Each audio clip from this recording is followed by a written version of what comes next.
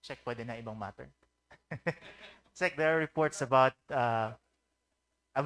supposedly Superintendent Zulueta. Baka raw pinatay na si Zulueta. Do you have any information on this? I will not speculate. I have no news, I have no information, and I will not speculate. But do you have information as to where he is? I had information a week ago on where he was. At least. May nagsabi lang sa sources natin. But do we have tracker teams trying to locate them? We don't have a warrant of arrest. Our people are working. My people are working. But are they still here? Bantag and Vasquez? No, Bantag and... Bantang is here, definitely. sorry, Yusek.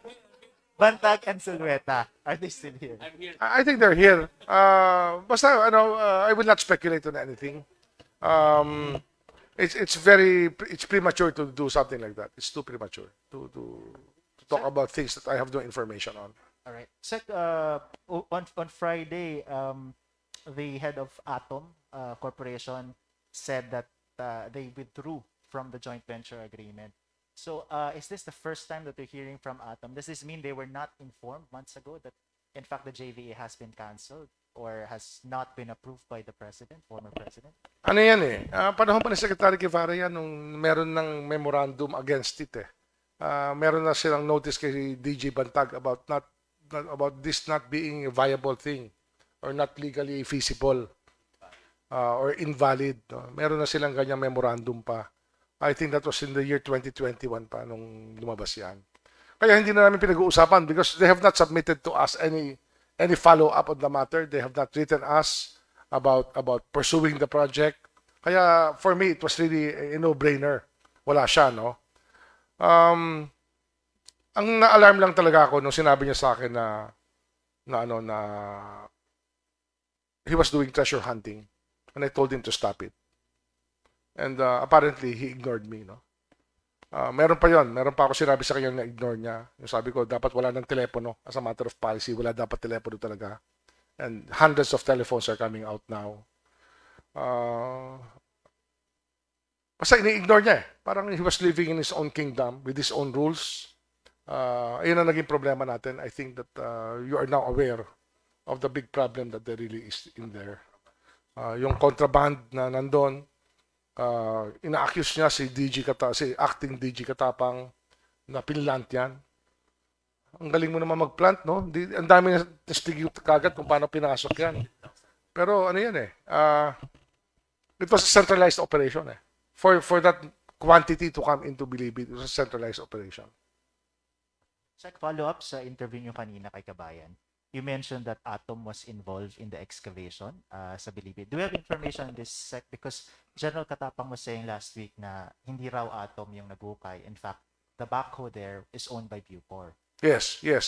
But with the amount of debris taken out, and you only have one backhoe, kahit mag-time in motion ka kasi, hindi aabot ng 1 million cubic meters ang hinukay nun.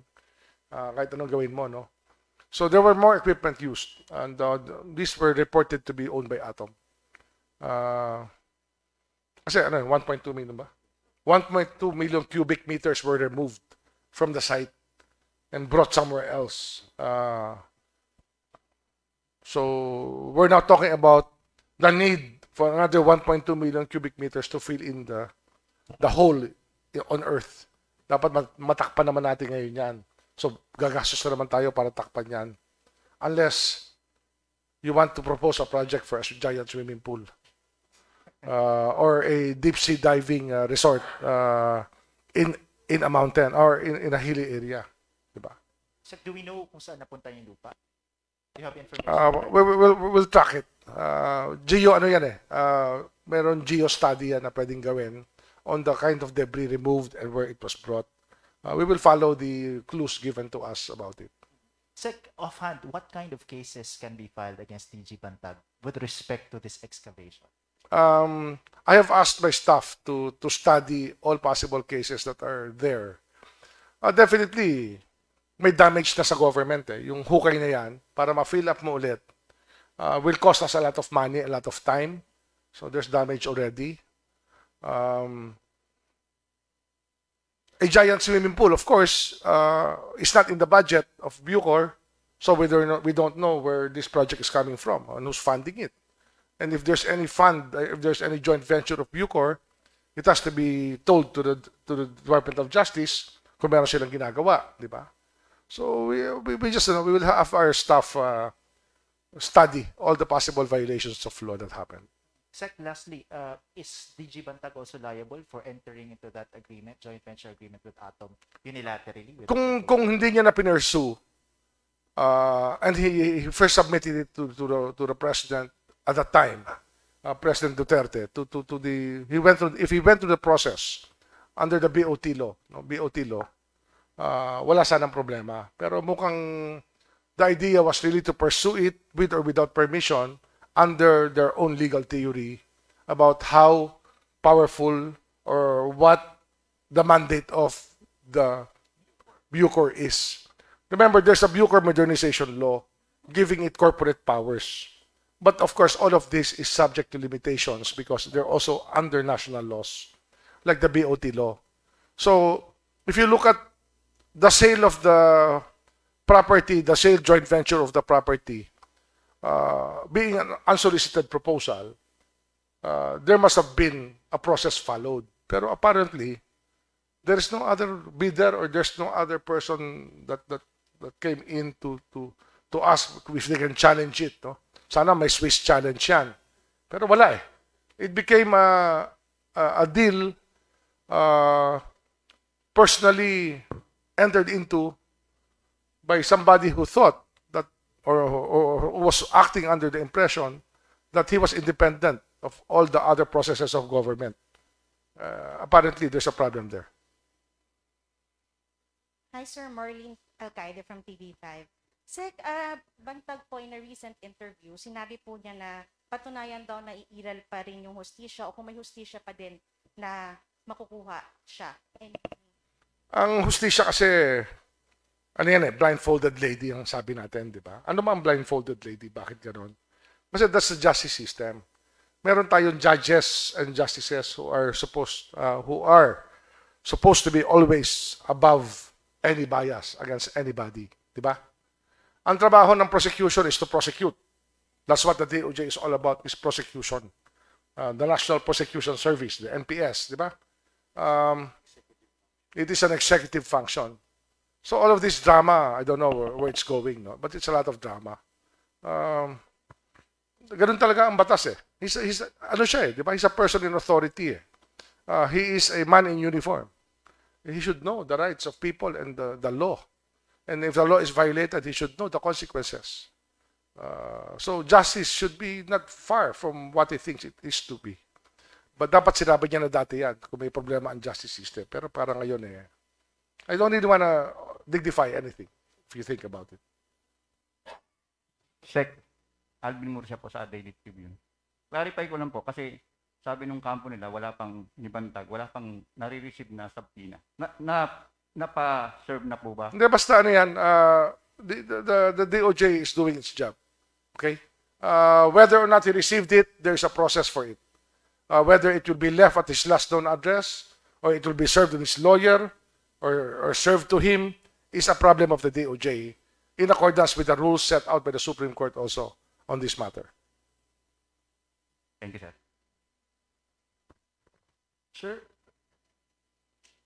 Sir, pa-clarify ko lang, sir, yung uli dun sa yung tanong ni Mike about the contract entered with Atom. Without preempting the ombudsman, sir, would you say that it was clear that undue advantage was given to that corporation by, and ngayon na scuttled na yung plan, does it affect kung may liability ba siya or ano ba?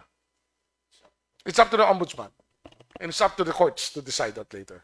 But definitely, there is a process that has to be followed when you want to develop by joint venture a government property. Apparently, that process was not followed in this case. Kasi dapat yan, tapos na yan. But for Atom to remain in the premises and participate in one way or the other in the digging is another matter. Hi, Sir. Salima ulit. Sir, na-interview din po namin ito nga pong president of Atom. Tapos ang sinasabi niya, he met with you daw po. Yes. Can you tell us po ano po yung nangyari during that meeting? Ano po yung nilatag nila sa inyo and what was your response? Ano nga wala naman makukuha sa meeting na verbal kung wala silang written submissions na pwede namin aktuhan eh. You know that, di ba? There was no written submission. So how can we act on any request? So nakikwentuhan lang kami. And ano ba yung kwento ron? Well, he wanted to develop Bilibid into a real estate venture and replace it with land in Nueva Ecija that he owned. Basically, yun yung kwento ron eh. Kaya lang, wala siyang papeles na binigay sa amin about that matter. Apparently, we found out later that he donated land already, which of course he is rescinding. Donations he is rescinding kasi dapat ililipat daw nila yung buong National Bilibid Prison sa Nueva Ecija sa General Tino.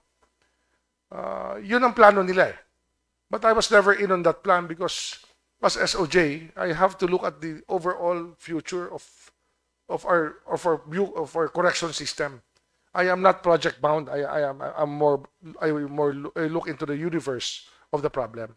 Kaya nga regionalization, decongestion, yung atin kasi proactive measures to improve the correction system.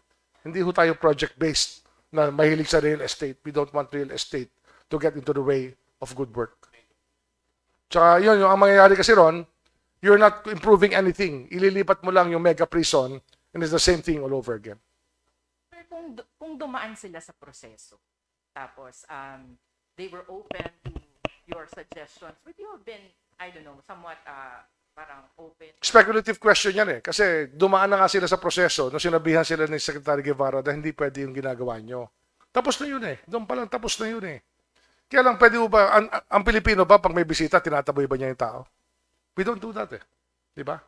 Mayor Bote of Atom is a politician also. He did business in Cavite, kaya kilala ko siya somehow because of his wife. So I cannot be unfriendly to him. It's decency na dapat mabait tayo sa bisita natin. Hindi tayo nagpapalayas ng tao dahil may problemang gano'n. Yun lang, wala siya sinasabit na written. Wala rin sinasabit sa akin na written si DG Bantag. Sila dalawa nag-uusap dyan. Hindi ako kasama sa usapan nila. Kung ano talagang usapan nila sa bagay-bagay dyan. Basta nakita ko lang that